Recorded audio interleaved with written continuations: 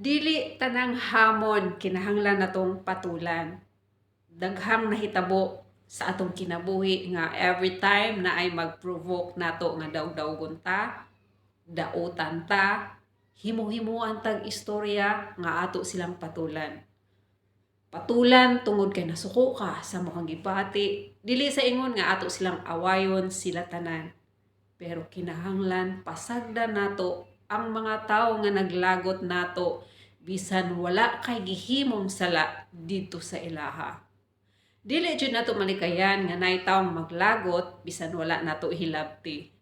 Sa una dali ra ko maapektuhan tungod kay nasuko ko, nasakitan ko, naapektuhan ko ug niabot sa point nga nahutdan ko og pasensya tungod sa kalagot. Sa akong gikinahanglan, lumabay ang mga katuigan, nakat-on yun nako og unsaon pag-atiman ang akong kaugalingon. Gusto ko nga makaangkon ko og kalinaw sa paghuna-huna, maong mas better na lang jud na atong itikma. Dili na lang nato patulan.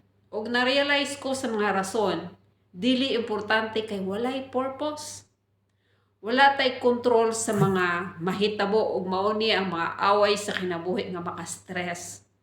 Wala sila'y naambag sa atong kinabuhi. Busa, mas maayo nga dili sila patulan. Mas maayo mulikay na lang ta sa ilaha. Kinahanglan nga atong ireserba ang atong kusog sa importanteng mga butang. Importanteng butang sama sa pag-improve sa kaugalingon. Dili ta padala sa atong emotion. Naay mga tao nga angayan sa atong attention.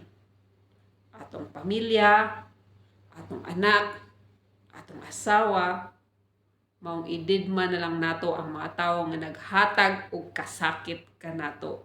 Dili sila importante, wala sila naambag sa atong kinabuhi. Mas maayo pa hatagan natong importansya ang atong kaugalingon sa pag-improve para maprotektahan nato ang atong kalinaw sa atong kaugalingon.